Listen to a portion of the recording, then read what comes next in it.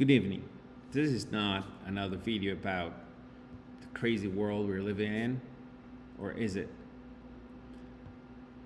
Most most people are somewhat worried about the current events. Thousands of protests in the US, riots in LA, an attack, um, basically a war in the Middle East. Our prayers goes to everybody who is during this time clearly enduring so much pain.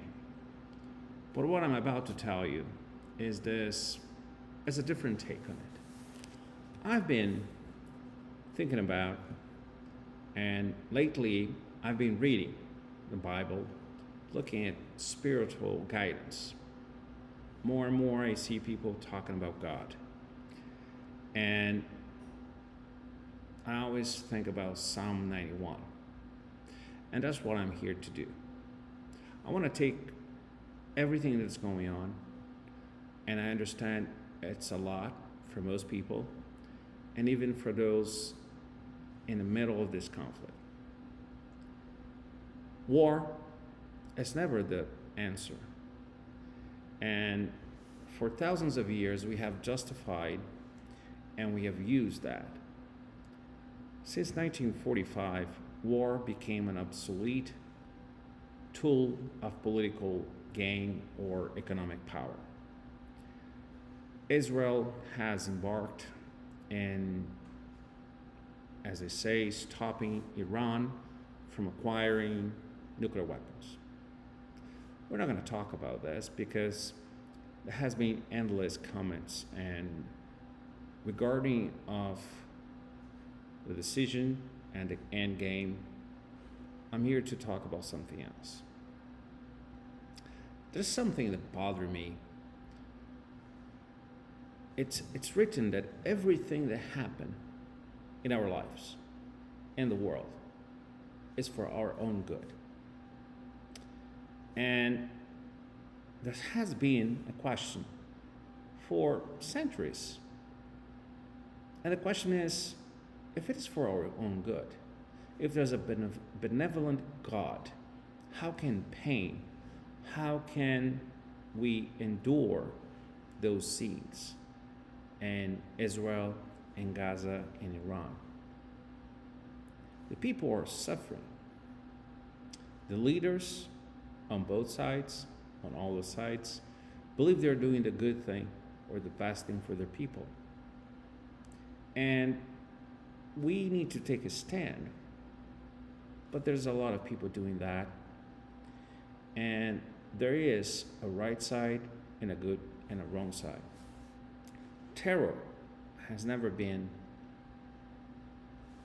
the solution. But what I'm about to discuss here, this open conversation, because we all need change. We need to change the way we look at this. Because if everything is good, what good is coming out of this? I'm currently in São Paulo, and our Supreme Court is deciding whether or not to essentially censor public debate, public speech, in the name of democracy. But what is democracy? What is the freedom? And some videos in the past, and I've been developing this thought about the relationship between Israel, US, and Brazil. And one of the cornerstones of anything, of any society, is that we're able to discuss, to question, to challenge the status quo of the government. But speaking of all this craziness that's happening since a few months ago, and some blame President Trump, but if you look at this, on both sides, we, the people, are experiencing something that most people didn't really know, how the sausage is made. And that's my take on everything that's happening. I walk in Sao Paulo, and I've traveled some places here in Brazil. I'm assuming I'm going to do an international trip. I'd like to, quick trip, but I would like to see if that's something that's happening everywhere. But specifically in Brazil, when I see cab drivers, Uber drivers, people on the cleaning staff of a building like this, or in a bakery or in little shops, discussing very deep and very complicated concepts such as separation of powers, the difference between the judiciary and Congress and Senate, executive orders, or they're discussing how Trump is doing good things or bad things, and how President Lula is doing good things or bad things. Keeping in mind that he has been elected basically, this is the fifth time, twice, and then he elected his successor for 2 terms, and now he's back. And there's a whole controversy. But more importantly, we're looking at the power of the Congress being challenged by the Supreme Court. We are looking at 2 congressmen that have been basically put in exile, whether it's right or wrong. But look at this. This week, I think it was Friday, or maybe it was the weekend, a congresswoman in the United States was killed because of her position against illegal aliens using Medicare or Medicaid or something like that. And the riots in Los Angeles and the position of the Democratic Party, a party that I've been and I've participated when I was in the US in so many campaigns. And that's why I believe it's important, everything that's happening. And there's a reason. I'm not a religious and I can't explain exactly everything, but I've been drawn to look at these answers. Because if everything is good, we need to look at how this could be good. And the reason it could be good is because for the first time, I see common people, and you see the debate in the US around the challenges, and when you see Democrats talk about democracy on one hand, but then defending illegal aliens, and then they talk about law and order. It is just crazy. But at the same time, it's like the veil has fallen. The millionaire senators in the Democratic Party that again I've defended so many times, they are just hypocrites. And when you see a new senator, Fetterman, from Pennsylvania, that 2 days ago was a hero, even though he had had a stroke, and there was serious questions about his ability to serve, but now he's better than ever. He has thankfully recovered, but there's no work across the aisle. As someone who really loves politics, because in essence it's us as people, as citizens, participating and building something different. And again, with the relationship of Israel, the United States, and Brazil. Israel, the promise given to Abraham, and the promise is not just to the Jewish people, but to the whole people of earth, like to the whole, everyone, sons of God. And America, that was literally founded upon the idea of religious freedom, individual freedom, and for the first time, and that's something that we need to understand, for the first time in 1776, flawed man, they were men as we are flawed always. We have been able to put into a declaration the idea that those freedom, like the inalienable freedoms, are given by God. And I understand the separation of church and state. But again, the cornerstone of an American society or of the political systems, or of that political system that we can revisit and improve a more perfect union, is literally the idea of moral men and women, on the idea of a Judeo-Christian values. And now I see cousins fighting, Muslims and Jews literally killing each other in name of what? Look, I'm not here to give a solution, but the only solution is for us to stop our internal conflicts. I read something, and it's not really Jewish tradition, but it's a tradition that some Jews follow, which is Kabbalah. And that's also in the Christian Bible and so many religions and tradition and cultures, the fact that we are what we think. Jesus said that. We have so many different ways of translating that idea, the conscience. And I'm looking at Brazil. And Brazil was the country of happy people, of carnival, of soccer.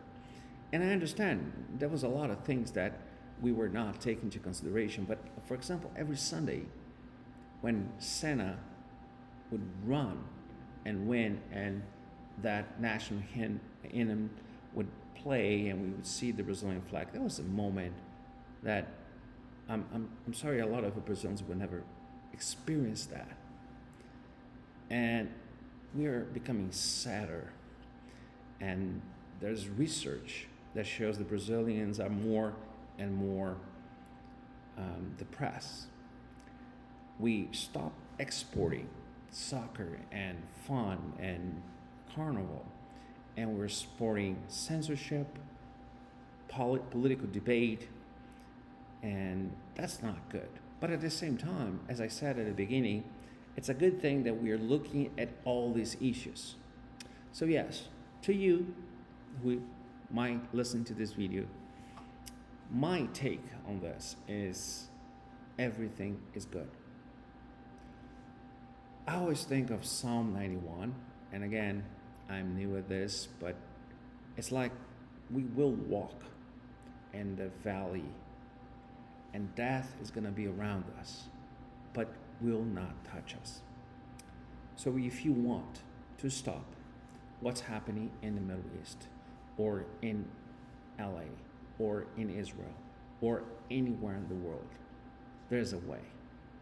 Stop the conflicts we have every day with our spouse, with our friends, with people on the streets. Let's try to be more civil. And just as Brazil, that never really had some specific natural disasters like hurricanes or big floods, for the past few years we are experiencing that. And if these spiritual laws are true, that conscience of the people creates those reactions in our planet, and there's some evidence that things have changed, but there's also that this philosophy, or let's say this teaching, thousands of years, a lot of tribes, a lot of different cultures believe something like that. And maybe our modern world have lost those ideas, but clearly, if I've seen people talking about the end of times, and I hope that's true, because the trajectory we were on was not good. I personally don't believe the end of time in the sense that the world is going to come to an end. At the same time, we should not halt with nuclear war, and both between Russia and Ukraine, but at the same time now in the Middle East, peace is always the only course of action. And the only way we can really stop hate, it's love. Maybe That's a simple answer, but we never really tried. It's like the Beatles, or the one who was killed. All we need is love. But that's really a very powerful phrase, and we have never really not be able to do this. There's a lot of things, positive things are coming out of this crazy last few months. We can for sure see that antisemitism is real. Nobody did anything for years when Hamas was building a fortress and building weapons. For what? To attack the neighbor. Iran has been building their nuclear weapons while their people are suffering.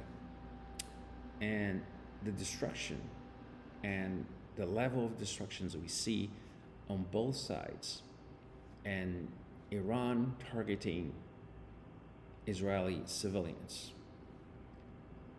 And they saying death to Israel, death to America.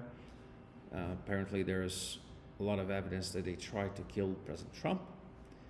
And whether you like him or not, he's the US president. Like I have President Lula. And as citizens, we need to work with whoever is in power, because they got there for a reason. Whoever voted for them, I never voted for Lula, but I'm here willing to work with him. At the same time, I see a lot of positive signs in the American presidency. For the first time, we are seeing how the sausage is made. Israel, it's giving to the world a lesson in planning and patience. I understand the criticism of the attacks in Gaza, and technically it is creating the next generation of terrorists. I understand the argument. At the same time, I understand the argument around the left or most socialist ideas, and what I propose to us starting a conversation. And more I think about this is we need to work together and we need to find those common grounds. Moreover, there are ideas around socialism that have captivated so many people, and not sure how we can take those away. But when I see riots, or when I see a senator or senators and congressmen defending illegal criminals that have been arrested, and no longer the idea of civil law or law and order is okay in the US, there is a problem. There is a problem in the fabric of our society, world is in general. And they are defending people that have a big rap sheet. And why? I have no idea. But one thing is clear. More and more Americans, Brazilians, people around the world are looking at politics in a different way. Yes, we need to go, we need to debate, and we need to convince the other side. We need to run for office, because if you don't like whoever is there, it's your fault, because you voted for him or her, but at the same time, you didn't put yourself into the line. And to the Congresswoman, I believe it was in Minnesota, and to her family, I'm really sorry that we came to this. The American experiment is a beautiful experiment. For you, young Americans, who for some reason believe you live in a horrible place, travel more. Travel more, because right now in Brazil, we're facing a debate over censorship. And I don't believe that's a good thing. Nobody really does. But I'm not worried, because that's not going to prevail. With technology, the more you squeeze speech, the more things go around. Not even China can, in fact, stop their people from speaking. And to our justice here in Brazil, I really hope you turn around. But at the same time, the people in Brazil know your name. They understand the powers of the Supreme Court. They're just beginning to discuss the system, what is good, what is bad, and that is an amazing thing.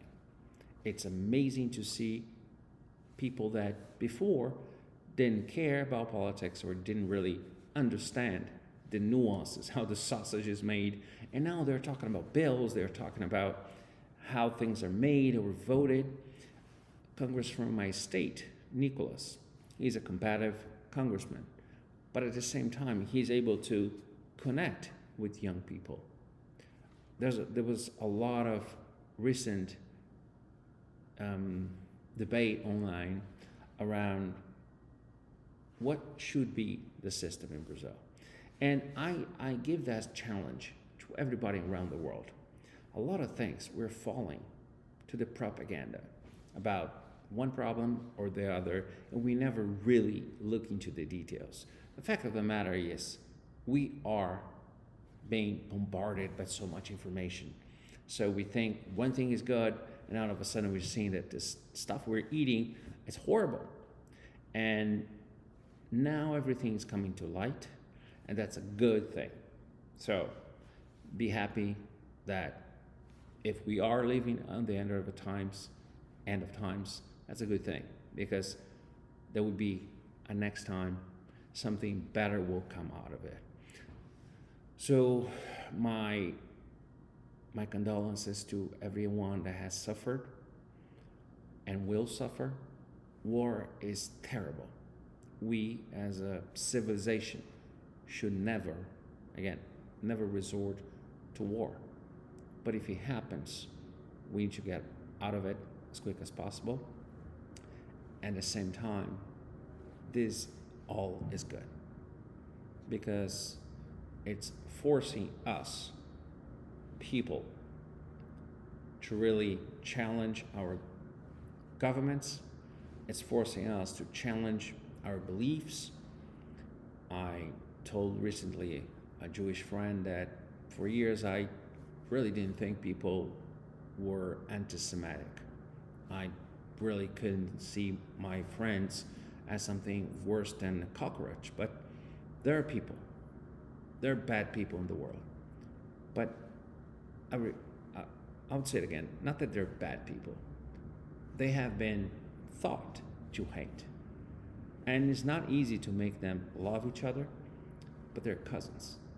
Most Jewish and Arabs, they're descendants of Ishmael and Isaac. So hopefully it's just a very, very long family feud, but at the same time, we can see that there's interest behind some of these riots in the US. There are groups behind what their agenda is. I don't know, but if you break the law, it is everywhere, even in the Bible, is in the Constitution, is embedded in Western civilization, and in many of the civilizations that we have. Law and order. We need that. And to you, who in a year will have to vote to Senate, to senators, both state and federal, and to congresspeople, vote better, because we need a strong America. The whole world needs. And when we have your representatives defending criminals, there's something wrong, because in those halls in the US Congress, or where the Declaration was signed in Boston and Philadelphia, those men and women, they lost their lives fighting so that you could have a freedom, even to burn the American flag, even to protest in favor of Hamas, a terrorist organization. That is something that you should be proud of. And I agree, we should not have wars. But we're not there yet. God bless you all. I hope this was somewhat positive because I'm trying to see the positive in all of this craziness. When I see it, my 2-year-old and my 2-month-old baby, I can just imagine how hard it is to be on either side of that war, in a place that we all should cherish, where so many prophets, so many stories, Jesus walked. But again, it will be for a good reason. I really don't understand the whole plan, but in the end, we will. God bless you all. Cherish your presidents. Help them, really. Help them achieve what they're planning. Trump has a mandate. If he failed, he failed. But let him do what the American people elected him to do. And to you, Democrats, think it over. Think of the hundreds of years, the decades, the so many that came before you. Don't disgrace people like Ted Kennedy that fought, worked his whole life. Johnson, Kennedy, Nixon, Lincoln, George Washington. So many great presidents that fought. Don't play with No King's Day. That's such a stupid thing. You guys are suing the hell out of Trump. Have you ever seen a king be sued?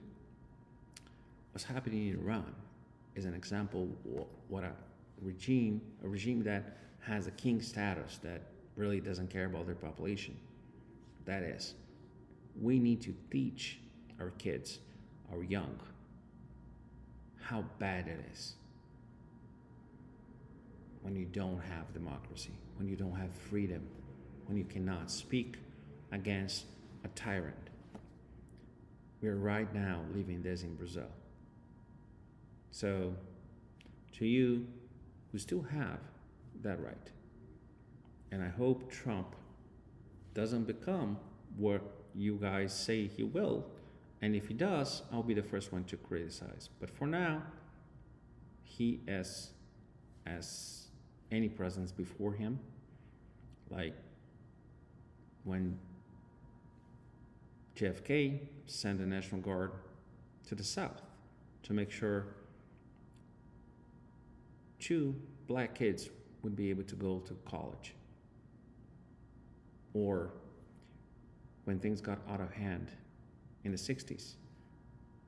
So how can you say it's illegal to execute the power of the presidency when so many before him, for Trump, used the same power?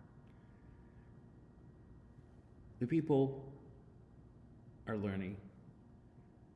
And yes, maybe you will fool one person forever, or a few, and you will be able to fool some people for a long time. But as Lincoln said, you will never be able to fool everybody forever. And the truth is coming out. We are learning more and more how the sausage is made and what are the agenda of so many, both in the Republican and especially in the Democratic Party. And to you, the voters, who in the end will pick up the tab. It's your kids, grandkids, and grandkids that is going to inherit that debt. It's our time, because the power is from the people, and the government should be for the people, by the people. Have a great week, and hopefully take care of your lives. Make sure all the conflicts we are engaging in our everyday lives end. And all these conflicts are bigger, will eventually end. Let's take care of our lives. Let's have change in our lives.